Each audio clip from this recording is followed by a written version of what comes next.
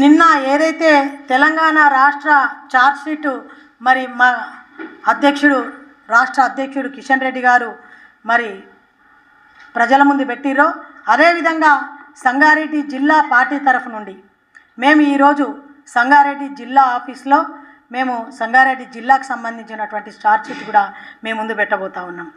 2023 assembly ఎన్నికలలో Congress party నియోజకవర్గాల వారీగా ఇచ్చినటువంటి హామీలు 6 గ్యారంటీలు 420 హామీలు కాకుండా ఈరోజు సంగారెడ్డి జిల్లాకు సంబంధించిన సంగమేశ్వర బసవేశ్వర ప్రాజెక్టుల ద్వారా సాగునీరు అందిస్తామని కాంగ్రెస్ హామీ ఇచ్చింది. మరి అది ఎక్కడ పోయింది, ఏమైంది? ఇప్పటి వరకు కూడా ఈ పథకాలకు బీఆర్ఎస్ హయాంలో ఉన్నప్పుడు 4,500 కోట్ల అంచనాలతో శంకుస్థాపన జరిగితే టెండర్లు ఖరారైన పనులు ప్రారంభం కాలేదు. సంగమేశ్వర ఎత్తిపోతకల పథకంలో జైరాబాదు, అందాలు, సంగారెడ్డి ప్రాంతాలకు సింగూరు ప్రాజెక్టు నుంచి 12 టీఎంసీల ఎత్తిపోయాలని ప్రణాళిక. 3 నియోజకవర్గాలలో 12 మండలాల పరిధిలోని 240 గ్రామాల పరిధిలోని 2,19,000 ఎకరాలకు సాగునీరు అందించాలని లక్ష్యం. బసవేశ్వర ఎత్తిపోతల పథకానికి మంజీరా నది నుంచి 8 టీఎంసీలు నీటిని ఎత్తిపోసేలా పథకానికి రూపకల్పన చేశారు. ఈ పథకం ద్వారా నారాయణఖేడ్, అందోల్ నియోజకవర్గాల్లోని 8 మండలాలలో 166 గ్రామాల పరిధిలోని 1,77,000 ఎకరాలను నీరు అందించాలని రూపొందించారు. బీఆర్ఎస్ హయాంలో భూసేకరణ జరిగింది, కానీ పనులు ప్రారంభం కాలేదు. కాంగ్రెస్ అధికారంలోకి రాగానే 2 ఎత్తిపోతకల పథకాలను రద్దు చేస్తున్నట్లు ప్రకటించారు. కానీ వారం రోజుల క్రితం నీటిపారుదల శాఖ మంత్రి మరి ఉత్తమ్ కుమార్ రెడ్డి గారు మాట్లాడుతూ సంగమేశ్వర బసవేశ్వర ప్రాజెక్టులను తిరిగి చేపట్టనున్నట్లు ప్రకటించారు. కానీ ఇప్పటి వరకు ఎక్కడా కూడా పనులు ప్రారంభం కాలేదు.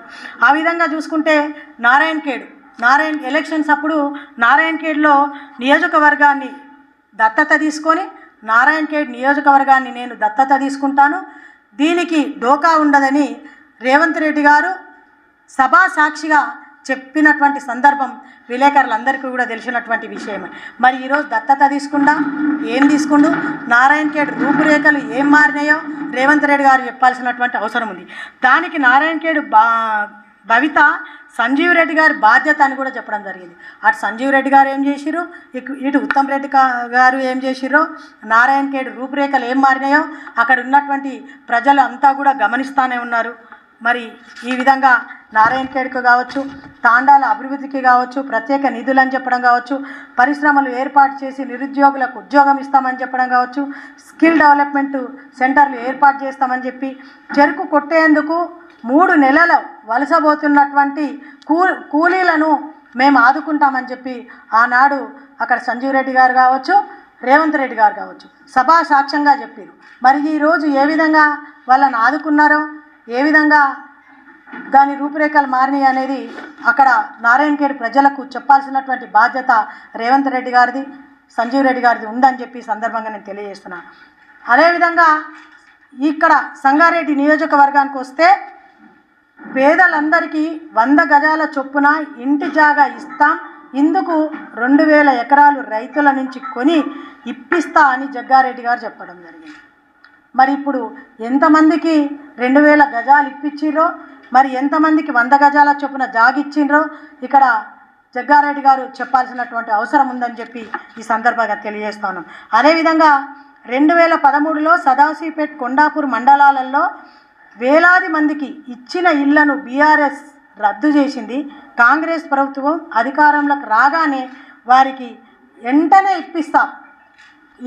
ఇప్పుడు కనుక మొన్న జరిగినటువంటి 2023లో తెలంగాణ రాష్ట్రంలో కాంగ్రెస్ పార్టీ అధికారంలోకి వస్తే సదాశివపేటలో రద్దు చేసినటువంటి ఇళ్లను తక్షణమే నేను వారికి ఇప్పిస్తా అని చెప్పి జగ్గారెడ్డి గారు చెప్పడం జరిగింది. మరి ఇప్పటివరకు ఎంతమందికి ఇప్పించిందో జగ్గారెడ్డి గారు చెప్పాల్సినటువంటి అవసరం ఉంది.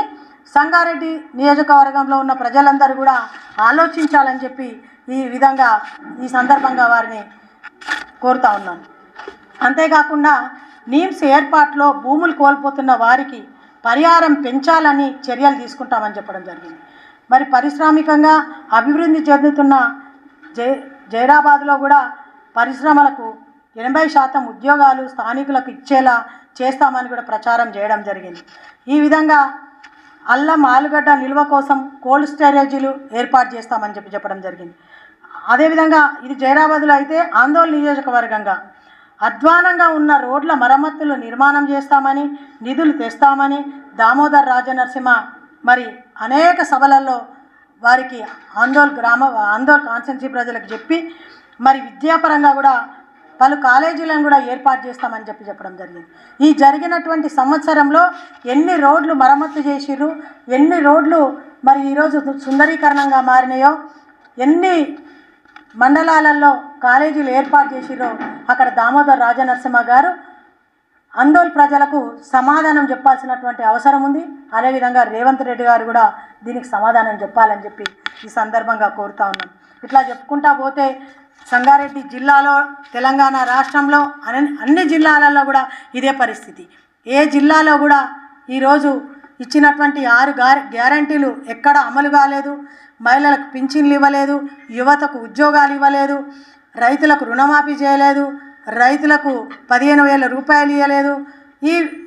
ఇవి ఏవి కూడా చేయకుండా ఈరోజు కాంగ్రెస్ పార్టీ మరి సంవత్సరం అయిపోయిన సందర్భంగా మేము అనేక విధాలుగా మరి అభివృద్ధి చేసినాం కాబట్టి తెలంగాణ రాష్ట్ర ప్రజలందరూ మమ్మల్ని మెచ్చుకుంటున్నారు, మెచ్చుకొని కుర్చీ మెడలో వేసుకుంటున్నారని అనేక సభలలో చెప్తున్నటువంటి ముఖ్యమంత్రి రేవంత్ రెడ్డి గారు కావచ్చు, ఆ పార్టీలో ఉన్నటువంటి ప్రతి జిల్లాలో ఉన్న అసెంబ్లీలో ఉన్న ఎమ్మెల్యేలు మీరందరూ కూడా ఈ సంగారెడ్డి జిల్లాలో ఈరోజు మీరు చెప్పినటువంటి ఏ కార్యక్రమాలు నిర్వహించిరో, ఏ విధంగా అభివృద్ధి చేసిరో సంగారెడ్డి జిల్లా ప్రజలకు చెప్పాల్సినటువంటి అవసరం ఉందని చెప్పి ఈ సందర్భంగా తెలియజేస్తూ, ఇక రాబోయే రోజులలో ఎట్టి పరిస్థితిలో కాంగ్రెస్ పార్టీని నమ్మే ప్రసక్తి లేదు. ప్రజలందరూ కూడా ఇప్పుడు వరకు నమ్మి ఓటేసి గెలిపించి మరి మోసపోయినామని చెప్పి ప్రజలు కళ్ళు తెరిసిరు. కాబట్టి ఈ రోజు నుంచి గతంలో బీఆర్ఎస్ పార్టీ చేసిన మోసాలు కావచ్చు, ఇప్పటి వరకు కాంగ్రెస్ సంవత్సరంలో చేసినటువంటి మోసాలు కావచ్చు, అంటే ఎవరికైనా కూడా సమయం సందర్భం రావాలి, సమయం ఇవ్వాలి. మనం కాంగ్రెస్ పార్టీ అధికారంలోకి వచ్చి సంవత్సరం కూడా కాలేదు కదా, సమయం ఇవ్వాలి అని చెప్పి భారతీయ జనతా పార్టీ కొద్దిగా మౌనం పాటించింది తప్ప మాకు చేతగాక కాదు, నిలదీయక కాదు. ఈరోజు ఈ వచ్చే 7వ తారీఖు రోజు సంవత్సరం అయిపోతుంది కదా, ఇప్పటి వరకు చేయనటువంటి మీరు అభివృద్ధి చేయనటువంటి గ్యారంటీలను కావచ్చు, ఇక మీద ప్రజలను మోసం చేస్తుంటే కూడా భారతీయ జనతా పార్టీ ఊరుకోదు. ఎక్కడికక్కడ ఎండగడుతూ సంగారెడ్డి జిల్లాలో తప్పకుండా మా భారతీయ జనతా పార్టీ నాయకులు, కార్యకర్తలు అందరూ కూడా కంకణబద్దులై ఎక్కడికక్కడ నిలదీసి వాళ్ళని వెంటాడతాం, ప్రజల పక్షాన ఉంటామని చెప్పి ఈ సందర్భంగా నేను తెలియజేస్తా ఉన్నాను. ఎందుకంటే నిన్న మొన్న కూడా చూసినాం మనం, గురుకుల విద్యార్థులకు వచ్చేటి నిధులన్నీ కూడా కేంద్ర ప్రభుత్వం నుంచి వచ్చే నిధులన్నీ వస్తూనే ఉన్నాయి. అయినా కూడా నిధులు తీసుకొని రాష్ట్ర ప్రభుత్వం ఎక్కడ కూడా అయినా సరి అయినటువంటి భోజనం పెట్టక, సరి అయినటువంటి బియ్యం లేక, సరి అయినటువంటి కూరగాయలు లేక ఈరోజు ఆ పిల్లలందరూ కూడా హాస్పిటల్ పాలవుతుంటే అది మేము చూస్తున్నాం. మరి అధికారులది తప్పు ఉంటే వాళ్ళని సస్పెండ్ చేస్తాం, దాని మీద చర్యలు తీసుకుంటామని చెప్తున్నటువంటి రేవంత్ రెడ్డి గారు ఇప్పటి వరకు ఎక్కడ చర్యలు తీసుకుర్రు ఏదో కూడా అర్థం కావడం లేదు. అంటే ఇప్పటి వరకు ఎక్కడ తప్పు జరిగిందో కూడా తెలియట్లేదు.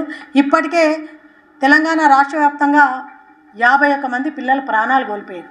800లకు పైన వాళ్ళు హాస్పిటళ్ళల్లో మరి అస్వస్థతకు గురయ్యి హాస్పిటళ్ళలో అడ్మిట్ అయినటువంటి పరిస్థితి మనం చూసాం. అంటే ఇంకా ఎంతమంది విద్యార్థుల ప్రాణాలు పోతే కానీ అధికారులు తప్పు చేస్తురని మరి గుర్తిస్తారో తెలియడం లేదు. ఈ విధంగా ఎంతమంది ప్రాణాలు తింటారో కూడా, ప్రాణాలు తీసేదాకా కూడా వేచి ఉంటారో అర్థం కావట్లేదు. ఈ విధంగా ఉంటే మాత్రం తప్పకుండా భారతీయ జనతా పార్టీ ఎక్కడికక్కడ ఎండగడుతూ ప్రజల పక్షాన, విద్యార్థుల పక్షాన, యువత పక్షాన, రైతుల పక్షాన, ప్రజల పక్షాన ఉంటామని చెప్పి ఈ సందర్భంగా తెలియజేస్తూ భారత్ మాతాకి జై, జై హింద్.